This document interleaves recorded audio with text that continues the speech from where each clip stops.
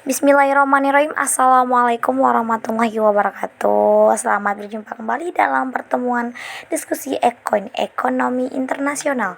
Kami dari kelompok Tan Malaka akan menemani teman-teman selama beberapa jam ke depan. Yuk langsung saja saya kenalin kelompok Tan Malaka. Ada Marjoni, Sinta Maulidina, Siska Amelia, Lipia Suci, Andriani, dan lalu Alpin Murdi Juliardi. Nah, oke, langsung saja kita di sini akan mendiskusikan tentang sistem moneter internasional. Assalamualaikum warahmatullahi wabarakatuh. Saya Sinta Maulidina sebagai pemateri pertama. Di sini saya akan membahas tentang sejarah dan perkembangan sistem moneter internasional. Nah, pada tahun abad 19, awal pembentukan sistem ini melalui berbagai transformasi dalam menanggapi perubahan kondisi politik dan ekonomi baik level domestik maupun internasional. Perubahan yang paling dramatis adalah krisis dalam pengintegrasian moneter internasional dan rezim internasional selama bertahun-tahun interwar. Nah, yang kedua, setelah Perang Dunia Kedua, ketika sistem Bretton Woods tengah berjalan, di tahun 1970-an, periode perubahan di bawah sistem Bretton Woods terjadi perubahan standar penukaran emas menjadi dolar Amerika dan komitmen terhadap kontrol kapital. Nah, setelah standar emas hancur, waktu Perang Dunia I pecah, mata uang praktis ditetapkan atas dasar emas atau mata uang lain dengan longgar beberapa usaha. Kembali ke standar emas dilakukan sesudah Perang Dunia I berakhir. Emas hanya diperdagangkan dengan bank sentral, bukan pribadi. Kurs mata uang ditetapkan berdasarkan emas. Sesudah tahun 1934 dan sesudah Perang Dunia Kedua, konvertibilitas mata uang yang bisa ditukarkan konvertibel dengan mata uang lainnya. Setelah masa itu, kemudian muncullah periode kurs tetap. Periode ini dimulai dengan perjanjian Bretton Woods. Melalui perjanjian ini, semua negara menetapkan nilai tukar mata uangnya berdasarkan emas, tetapi tidak diharuskan memenuhi konvertibilitas mata uang mereka dalam emas. Negara anggota diminta menjaga kurs dalam batas 1%, naik atau turun, dan bersedia melakukan intervensi untuk menjaga kurs tersebut. Baik, itu saja. Sekian. Wassalamualaikum warahmatullahi wabarakatuh.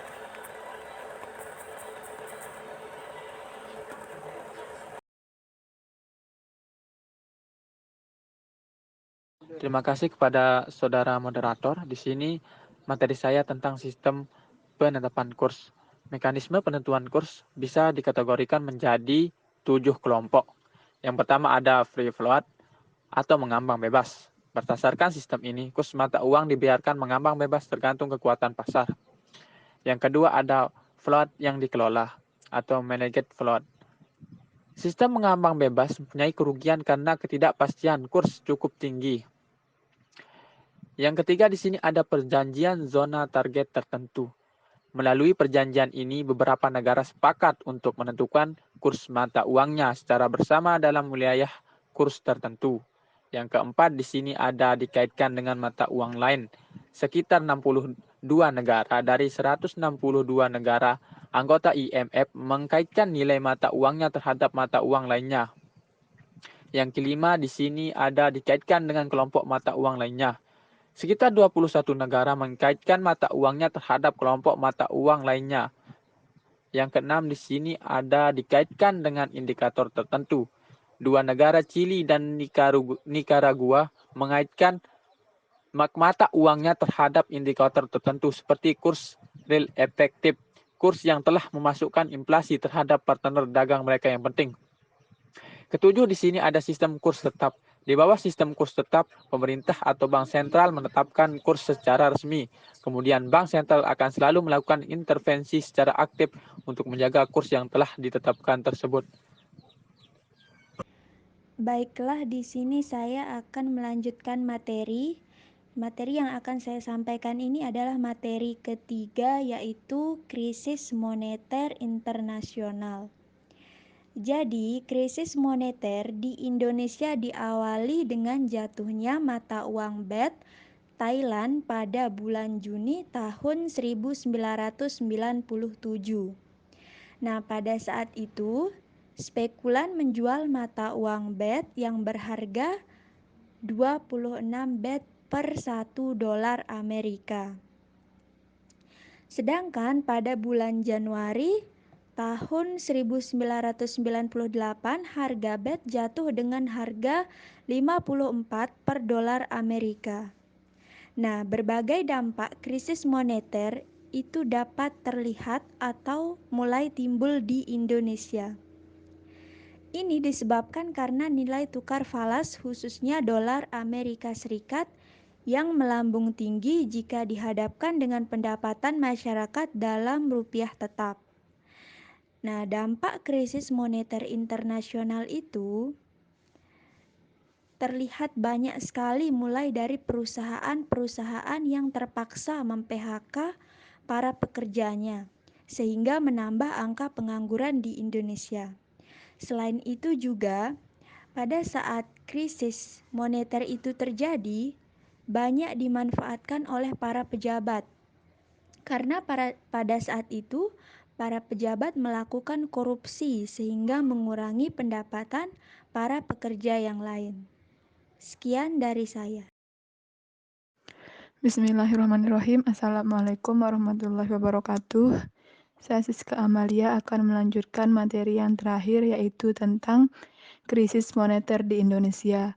Krisis moneter yang terjadi di Indonesia sejak awal Juli 1997 di akhir tahun itu telah berubah menjadi krisis ekonomi. Melemahnya nilai tukar rupiah terhadap dolar Amerika Serikat menyebabkan harga-harga naik drastis. Banyak perusahaan-perusahaan dan pabrik-pabrik yang melakukan pemutusan hubungan kerja atau PHK secara besar-besaran. Jumlah pengangguran meningkat dan bahan-bahan sembako semakin langka.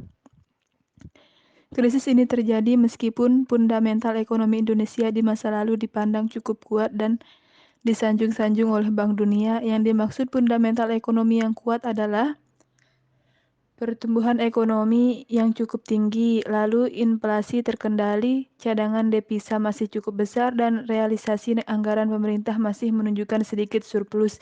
Krisis ekonomi yang dialami Indonesia sejak tahun 1997 adalah yang paling parah sepanjang Orde Baru. Ditandai dengan merosotnya kurs rupiah terhadap dolar yang luar biasa serta menurunnya pendapatan per kapita bangsa kita yang sangat drastis. Lebih jauh lagi, sejumlah pabrik dan industri yang bakal kolaps atau disita oleh kreditor menyusul utang sebagian pengusaha yang jatuh tempo pada tahun 1998 tak lama lagi akan menghasilkan ribuan pengangguran baru dengan sederet persoalan sosial, ekonom, dan politik yang baru pula. Sekian dari saya. Waalaikumsalam warahmatullahi wabarakatuh. Alhamdulillah, akhirnya diskusi kita udah selesai. Terima kasih buat para pemateri, kalian sangat luar biasa. Oke, mungkin cuma itu yang bisa disampaikan. Kurang dan lebihnya mohon dimaafkan.